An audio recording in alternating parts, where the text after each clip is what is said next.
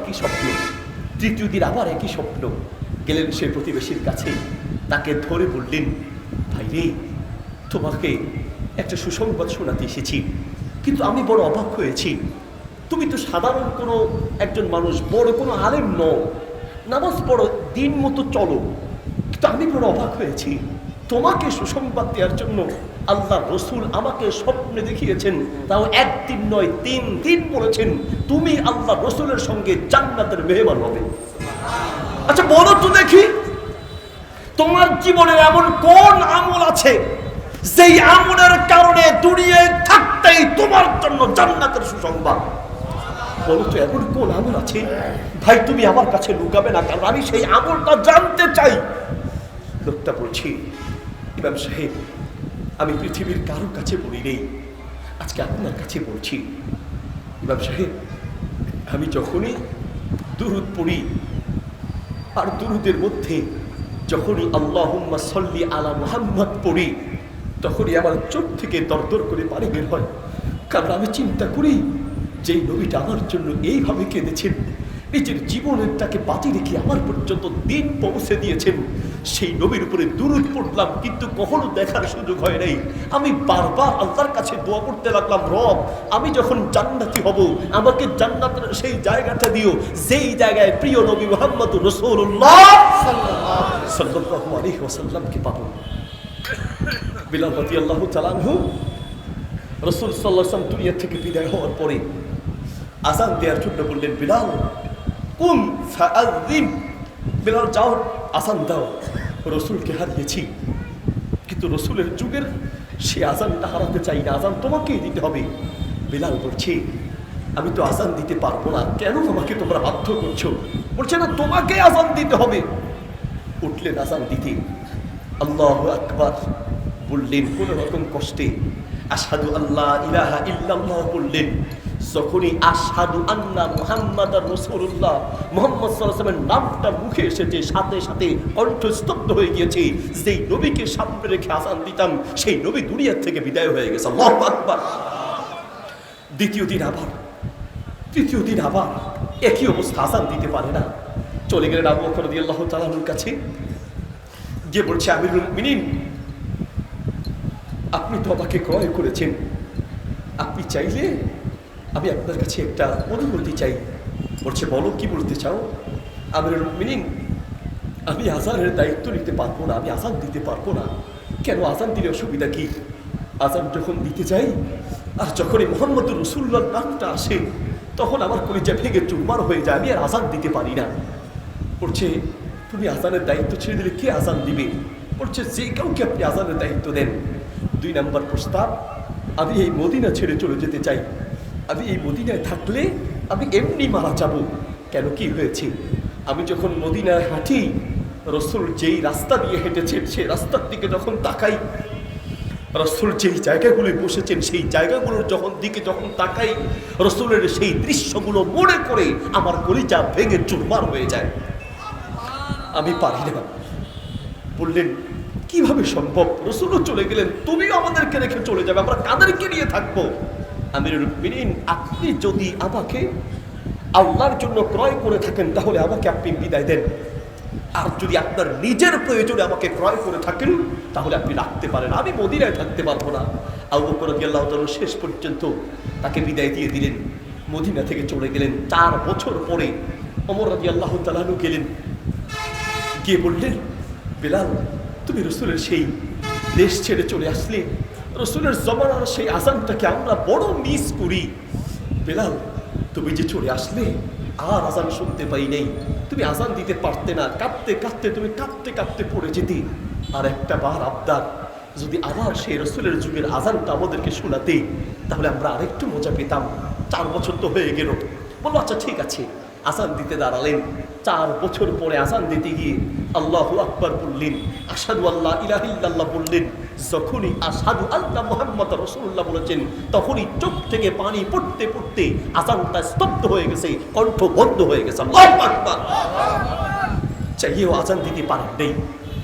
প্রিয় বন্ধু, দোস্ত, তোমাকে বলছি, ইমাম সাহেব, আপনি যদি স্বপ্নে দেখে থাকেন, তাহলে এটার জন্য আমার জন্য অনেক বড় সুসংবাদ।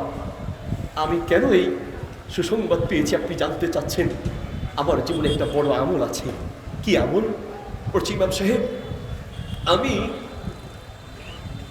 নতুন বিয়ে করেছিলাম।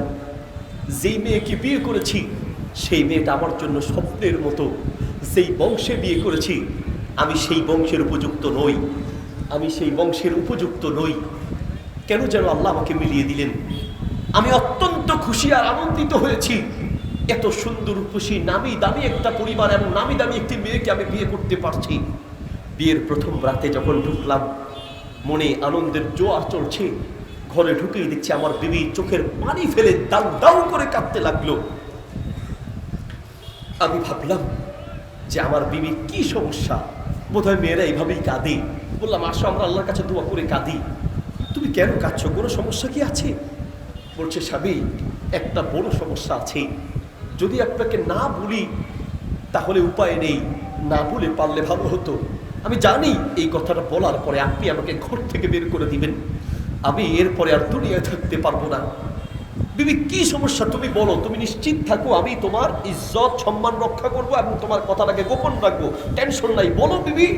স্বামী, আপনি আমাকে অনেক সম্মান আর মায়া করে আদর করে বিয়ে করেছেন, কিন্তু একটা বড় দুর্ঘটনা হয়েছে। কি? বিবি, আমার পেটে একটা বাচ্চা আছে, আর এই বাচ্চার হচ্ছে অবৈধ বাচ্চা। আমার মা বাবা বংশের কেউ জানে না, কিন্তু আমি তো জানি, কাউকে বলি নেই। স্বামী, বিশ্বাস করেন, আমি কোনোদিন কখনো কোনো অন্যায় লিপ্ত ছিলাম না। একটা ছেলের সাথে কেমনে কি হয়ে গেল, অবৈধ সম্পর্কের পর একটা বাচ্চা জন্ম নিয়েছে। আমি এই বাচ্চাটাকে মেরেও ফেলতে পারি না, কারণ বাচ্চা তো, এটা বাচ্চার তো কোনো দোষ নেই। আমি এই অবস্থায় আপনার কাছে বিয়ে বসেছি। স্বামী, আমাকে ক্ষমা করেন, বিশ্বাস করেন, আমি আল্লাহর কাছে খুব ভালো করে তওবা করেছি। স্বামী, আপনি যদি পারেন আমাকে ক্ষমা করেন। সেই যুবক বলছে, ইমাম সাহেব, আসমানটা যেন আমার মাথার উপরে ভেঙে পড়েছে। আমার এত দিনের স্বপ্নের স্ত্রী আর তার পেটের মধ্যে অবৈধ সন্তান, আমি কি করব বুঝতে পারলাম না। চোখের পানি দরদর করে বের হয়েছে, কলিজা ভেঙে চুরমার হয়ে গিয়েছে। তখন আমার মনে একটা হাদিস পড়েছে, মান সাতারা মুসলিমান সাতারাহুল্লাহু ইয়াউমাল কিয়ামা। যে ব্যক্তি কোনো মুসলমানের দোষ গোপন রাখবে, কিয়ামতের মাঠে আল্লাহ তার দোষ গোপন রাখবে, আর আল্লাহ যার দোষ গোপন রাখবে আল্লাহ তাকে জান্নাতের মেহমান বানায় দিবে। তাহলে দোষ তো গোপন রাখা উচিত। আর আপনি ফেসবুকে কারো একটা অডিও ভিডিও বা কোনো কিছু একটা ভাইরাল হলেই এটার সাথে আরো 2-4টা যোগ দিয়ে, কারো একটা দোষ পেলেই 2-4টা যোগ দিয়ে ফেসবুকে আপনি পোস্ট করছেন। ভুলটা পারলে তাকে করেন, পারলে এটা গোপন রাখেন। বলতে হলে তার কাছেই বলবেন, যাকে বললে তার কাছে তিনি সংশোধন হতে পারবেন। চা দোকানের, টিভি দোকানের, ফেসবুকে বলে লাভ নাই ভাই। যতদূর সম্ভব মানুষের দোষ গোপন রাখার চেষ্টা করতে হবে। বলছে, হুজুর, আমি চিন্তা করলাম যে এই অবস্থায় কি করব। সিদ্ধান্ত নিলাম এটা তো একটা গুরুত্বপূর্ণ আমল, আমি চেষ্টা করি, ইনশাল্লাহ আমি পারবো। বিবি করলাম, বিবি, তোমার পেটে অবৈধ বাচ্চা আর তুমি আমার স্ত্রী। আমি এই মুহূর্তে আমার কলিজা ভেঙে চুরমার হয়ে গিয়েছে। আমি চাইলে তোমাকে বের করে দিয়ে অপমান করতে পারি, তোমার বংশ শেষ হয়ে যাবে। আমি যদি তোমাকে বের করে দেই, হয়তো তুমি আত্মহত্যা করে দুনিয়া থেকে বিদায় হয়ে যাবে। তাও জানি বিবি, আমি তোমার এই দোষটা গোপন রাখবো, তোমার বংশের সম্মান রক্ষা করব। আমি এই অন্যায়টা পৃথিবীর কাউকে বলবো না। আর তোমার এই বাচ্চা, এটা অবৈধ বাচ্চা, এটাও কাউকে বুঝতে দিব না, কারণ দোষ তোমার, অন্যায় তোমার। এই পেটের বাচ্চার কোনো দোষ নেই, আমি গোপন রাখবো। তবে একটা শর্ত আছে বিবি। বিবি, বলো, আমার সাথে ওয়াদা করো, আমি যে এত গুরুত্বপূর্ণ একটা আমল করছি এবং এত কষ্টের পরেও নিজে ধৈর্য ধরছি, একটা ওয়াদা আমার সাথে করো। এই আমলের বিনিময়ে আমি যেন কিয়ামতের মাঠে আল্লাহর রাসূলের সঙ্গে উঠতে পারি এবং জান্নাতে আল্লাহর রাসূলের সঙ্গে থাকতে পারি। যতদিন জীবিত থাকবে আমার জন্য এই দোয়া করবে, তুমি নিয়ত করো। আল্লাহু আকবার।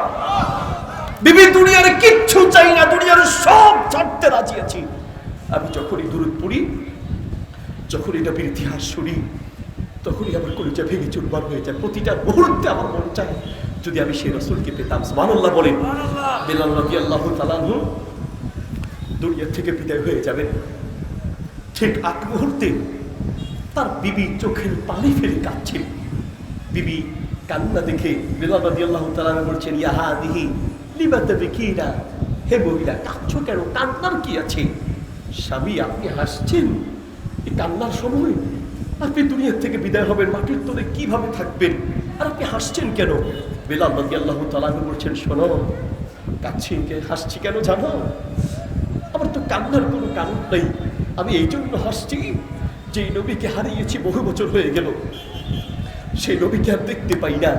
আমি যদি এখন দুনিয়া থেকে বিদায় হই, নালকা মুহাম্মাদান ওয়া আসহাবাহু, আমি আমার নবীকে পাবো, সাহাবীদেরকে পাবো, আল্লাহু আকবার, রাসূলের সাক্ষাৎ পাবো। এর চেয়ে বড় সুসংবাদ কি আছে? এই কথা মনে করেই কাছি। আল্লাহু আকবার। বিবি বিবি তুমি আমার জন্য দোয়া করবা, আমি যেন জান্নাতে আল্লাহ রাসূলের সঙ্গে মেহমান হতে পারি। বললো আচ্ছা ঠিক আছে। ঠিক এমতো অবস্থায় আমাদের আজকের মাহফিলের মোহতারাম সম্মানিত প্রধান আলোচক শেখ আহমদুল্লাহ হাফিজাহুল্লাহ তিনি আসছেন। আপনারা কেউ দাঁড়াবেন না, কোনো স্লোগানের দরকার নেই, শেখ এগুলো এমনি পছন্দ করেন না, দরকার আপনি বসেন, উনি আসলে এখানে বসবেন, আমি শেষ করে দেবো ইনশাআল্লাহ। একটু আওয়াজ করবেন না, দাঁড়িয়ে বলতে থাকবেন, একটু আওয়াজ করবেন। হ্যাঁ ঠিক আছে, আমি শেষ করে দিচ্ছি। দাম এক মিনিট, এক মিনিট একটু বলি। বিবি তুমি যতদিন জীবিত থাকবে অবশ্যই তুমি দোয়া করবে আমি যেন রাসূল সাল্লাল্লাহু আলাইহি ওয়াসাল্লামের সঙ্গে একসাথে জান্নাতের মেহমান হতে পারি। বলল বিবি তোমাকে এলাকায় রাখা যাবে না, আলাদা করে দিব। আলাদা এক জায়গায় ঠিক করে দিলেন যাতে মানুষ বুঝতে না পারে। যখন বাচ্চা হলো আলাদা এক জায়গায় করে দিলেন। বাচ্চা যখন হলো বাচ্চাটাকে বলল, বিবি বাচ্চাটাকে দাও, আমি তোমার বাচ্চা তোমার কাছে ফিরিয়ে আনবো, আমাকে অল্প সময়ের জন্য বাচ্চাটাকে দাও। অল্প সময়ের জন্য বাচ্চাটাকে নিলেন। বাচ্চাকে নিয়ে যখন চলে যাচ্ছেন, মা তো কলিজা ভেঙে চুরবা, চোখের পানি ফেলে কাঁদতে লাগলেন।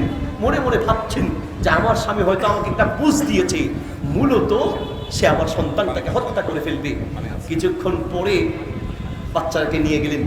লোকটা বাচ্চাকে নিয়ে ফজরের আজান যখন হয়েছে, সবাই নামাজ পড়তে ঢুকেছে, বাচ্চাটাকে ঠিক মসজিদের বারান্দায় রেখে নামাজ পড়তে ঢুকলেন।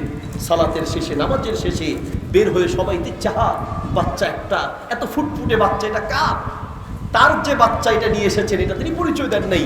মানুষ বলতে লাগবে বাচ্চার দায়িত্ব এখন কে নিবে? ওই লোকটা ফুট করে বের হয়ে এসে বলছে, ভাই সব এই যে সুন্দর একটা বাচ্চা কে এখানে রেখে গেল? আচ্ছা একটা কাজ করেন, বাচ্চার দায়িত্ব আমাকে দিয়ে দেন, আমার বিবির খুব ইচ্ছা এরকম একটা বাচ্চা লালন পালন করবে। এলাকার লোকেরা বললো ঠিক আছে তাহলে তুমি নিয়ে যাও। বাচ্চাকে আবার নিয়ে বিবির কাছে দিয়ে বললো, বিবি তোমার বাচ্চা তোমার কাছে নিয়ে এসেছি, তবে অপমানের সাথে নয়, সম্মানের সাথে। মানুষ এখন এটাকে সম্মান করবে, অবৈধ এটাও বুঝবে না। তোমার সম্মান রক্ষা করেছি, তোমার বাচ্চার সম্মান রক্ষা করেছি, তোমার পুরো পরিবারের সম্মান রক্ষা করেছি। বিবি যতদিন জীবিত থাকবে আমার জন্য এই দোয়া করতে ভুলবে না। আল্লাহু আকবার। ভাইয়ের আমার সর্বশেষ কথা, কলিজার ভিতরে আল্লাহ ভয় ঢোকাতে হবে। দুনিয়ার থেকে বিদায় হওয়ার পরে কিয়ামতের মাঠে আল্লাহর সামনে দাঁড়িয়ে জীবনের হিসাব দিতে হবে, এই কথাটা সবসময় কলিজায় রাখতে হবে। আবু বকর রাদিয়াল্লাহু তাআলা আনহু বাহির থেকে ঘরে আসলেন, তারা খাদেম খাবার নিয়ে আসলেন, খাবারটা খেয়ে ফেললেন পেটের ক্ষুধায়। খাবার শেষ হওয়ার পরে তিনি জিজ্ঞেস করলেন যে তুমি যে খাবার দিয়েছো এটা কি হালাল ছিল না হারাম ছিল? বলছে আমার কাছে একটু হারাম খাবার ছিল, এই হারাম খাবারটুকু আপনাকে দিয়েছি। আবু বকর রাদিয়াল্লাহু তাআলা বলেন, কি বলছো তুমি? আমার পেটে হারাম ঢুকেছে আর আমি এখনো জীবিত আছি। আঙ্গুল ঢুকিয়ে বমি করতে করতে সমস্ত খাবার পেট থেকে বের করে দিয়ে বললেন, লাউলাম তাখরুজ হাযিহিল লুকমা ইল্লা মা নাফসি, আমার পেট থেকে হারাম খাবারটুকু বের করার জন্য আমি আবু বকরের যদি মরণ হতো মরে যেতাম, তারপরে এক ফোঁটা হারাম খাবার আমার পেটের ভিতরে রাখতাম না। আল্লাহু আকবার। এর নাম হচ্ছে তাকওয়া, এর নাম হচ্ছে তাকওয়া। আপনি হারামের সাথে জড়িত, হারাম রিলেশন, হারাম ইনকাম, হারাম ব্যবসা, হারামের সাথে আপনি প্রতি মুহূর্তে জড়িত, অথচ আপনার কাছে কোনো ভয় বলতে নেই। আসুন অন্তরে তাকওয়া প্রবেশ করানোর চেষ্টা করি, তাকওয়ার জন্য চেষ্টা করি প্রতি মুহূর্তে। এই কথা স্মরণ করি যে কিয়ামতের মাঠে আল্লাহর সামনে আমাদেরকে দাঁড়াতে হবে। আল্লাহ সুবহানাহু ওয়া তাআলা আমাদের সবাইকে তৌফিক দান করুন। আমরা আচ্ছা ও একটা লিফট আছে না, জাযাকুমুল্লাহ খাইর, বারাকাল্লাহু ফিকুম। মাশাআল্লাহ। প্রিয় ভাইরা, আমাদের এই আমাদের ভাই জুবাইর ভাই মাশাআল্লাহ অত্যন্ত তরুণ মানুষ খুব অল্প বয়সে বিশাল একটি প্রোগ্রামের আয়োজন করেছেন।